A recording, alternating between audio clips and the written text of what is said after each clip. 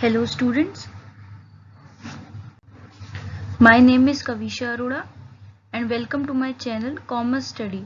So today is our third lecture on chapter 1 of Microeconomics, Economics and Economy. If you have not seen the previous lectures, please do see them.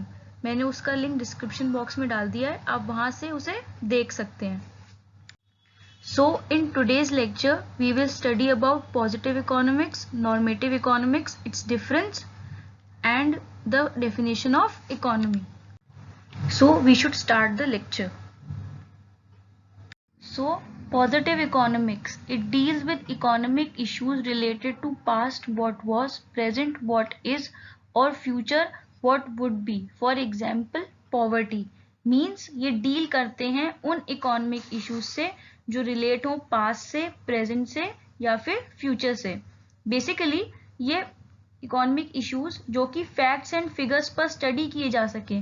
Means facts and figures means 20% या 30% के base पे हम इन्हें study कर सके and in facts and figures की help से हम कुछ ऑब्जर्वेशंस को ड्रॉ कर सके. उन ऑब्जर्वेशंस या स्टेटमेंट्स को स्टडी करके हम इन इकोनॉमिक इश्यूज का स्टेट पता कर सकते हैं कि प्रेजेंट में, फ्यूचर में या फिर पास्ट में इनका क्या स्टेट था. फॉर एग्जाम्पल मैंने यहाँ दिया हुआ है पॉवर्टी. सो पॉवर्टी को अगर मैं पास्ट से रिलेट करूं तो इंडिपेंडेंस के टाइम पे पॉवर्टी ने लार्ज पॉपुलेशन को इफेक्ट किया था. पॉवर्टी मीन्स गरीबी. अगर मैं इसको रिलेट करूं प्रेजेंट से तो 22% of population is absolutely poor, मतलब कि 22% जो पॉपुलेशन है वो अभी भी पुअर है.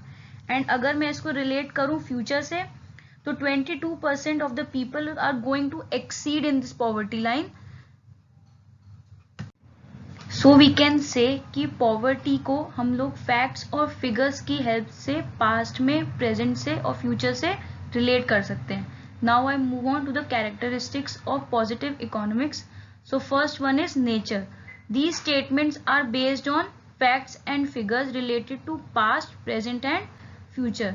मीन्स कि ये जो स्टेटमेंट्स हैं पॉजिटिव इकोनॉमिक्स में, जो हम स्टेटमेंट्स डिराइव करते हैं, ये फैक्ट्स और फिगर्स पर बेस्ड होते हैं जो कि किससे रिलेट करते हैं, पास्ट से, प्रेजेंट से और फ्यूचर से. Second point is verifiable. These statements are verifiable for truth.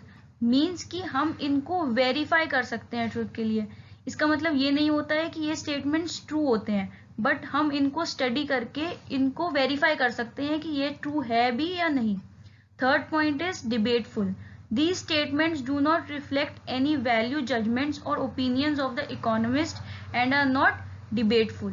Means कि ये जो statements होते हैं ये किसी judgment पे बेस नहीं होते हैं, इसीलिए इस पे कोई भी conflicts या debates नहीं होते, क्योंकि ये सारे जो statements होते हैं ये facts और figures पे based होते हैं. Now I move on to the normative economics.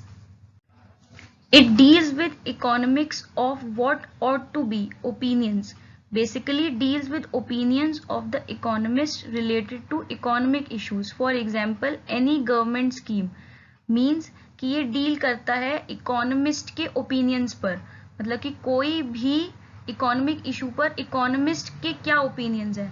कोई भी अगर गवर्नमेंट स्कीम आती है, फॉर एग्जाम्पल मैंने यहाँ लिखा है एनी गवर्नमेंट स्कीम. अगर कोई भी गवर्नमेंट स्कीम आ रही है तो वो गवर्नमेंट स्कीम कितनी ज़्यादा बेस्ट रहेगी उस पर हमारे इकोनॉमिस्ट का ओपिनियन, क्या उसका आफ्टर इफेक्ट होगा, इन सब चीज़ों का जो ओपिनियन होता है इकोनॉमिस्ट का, इस पे कोई भी फैक्ट्स एंड फिगर्स से रिलेशन नहीं होता है. ये बेसिकली सिर्फ ओपिनियंस पर बेस्ड होता है कि इकोनॉमिस्ट क्या ओपिनियंस देते हैं. So I move on to its characteristics. First one is nature. These statements involve value, judgements and opinions. Means कि क्या इन्वॉल्व करते हैं, जजमेंट्स और ओपिनियंस. फैक्ट्स और फिगर्स पे बिल्कुल भी डील नहीं करते हैं. Second is verifiable. These statements are not verifiable for truth because ये statements जो होते हैं वो judgment और opinions पे based होते हैं, कोई facts and figures से relate नहीं करते हैं, इसलिए ये verify नहीं हो सकते truth के लिए क्योंकि ये किसी के opinions हैं. Third, debateful. These statements are based on opinions and judgment, hence lead to debates and controversies. Because ये जो हमारे स्टेटमेंट्स होते हैं ये ओपिनियंस पे बेस्ड होते हैं और हर इकोनॉमिस्ट के अपने ओपिनियंस हैं, अपने जजमेंट्स हैं किसी भी एक इकोनॉमिक इशू को लेके, इसीलिए इसमें डिबेट्स और कंट्रोवर्सीज होती रहती हैं. सो आई होप आपको दोनों पॉजिटिव और नॉर्मेटिव इकोनॉमिक्स अच्छे से क्लियर हो गया होगा. अब I next move on to the difference of positive and normative economics. So, difference between positive and normative economics. First is meaning.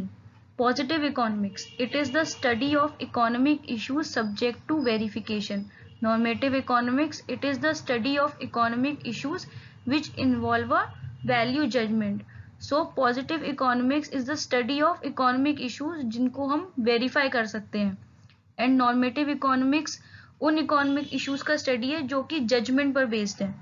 Second, deals with positive economics. It deals with economic issues related to past, present and future. Basically facts and figures पे deal करता है.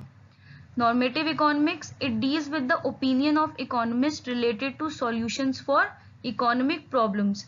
मतलब कि उनके opinions economist के किसी भी economic problem के solutions को लेके. Third, verification for truth. These statements are verifiable for truth. Normative economics, these statements are not verifiable for truth. Fourth is relates.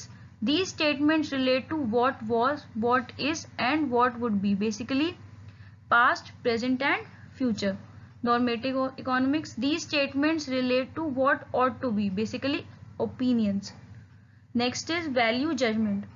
These statements do not involve value judgment or opinions. Normative economics, these statements do involve value judgments. Next is debate. These statements do not lead to controversies and debates. Normative economics, these statements do lead to controversies and debates. क्योंकि positive economics जो है वो facts and figures पे drive होती है, इसलिए इस पर debates नहीं होती हैं. But normative economics opinions हैं, इसीलिए इस पर debates होती हैं. Last is example. The population of China is more than the population in India. This statement is positive, which is true and verifiable. Means कि हमारी जो population है वो चाइना की population से कम है, या कह सकते हैं कि population of China जो है वो ज़्यादा है population of India से. अब ये true भी है और हम इसको verify भी कर सकते हैं क्योंकि ये facts and figures पे draw हुआ है. Normative economics, healthcare services should be available for all. ये नॉर्मेटिव है और सिर्फ एक ओपिनियन है किसी का कि सबको हेल्थ केयर सर्विसेज मिलनी चाहिए. Now I move on to the definition of economy. So what is an economy? The nature and level of economic activities performed by the people of an area would reveal a system by which people of that area earn their living. This is called an economy. Nature of economic activities means agricultural या फिर industrial है. And level of economic activities means कि वहाँ के farmers जो हैं वो rich हैं या फिर पुअर हैं. सो ये हेल्प करता है हमें पता लगाने में कि जो पीपल हैं उस एरिया के वो अपनी लिविंग को अर्न कैसे करते हैं.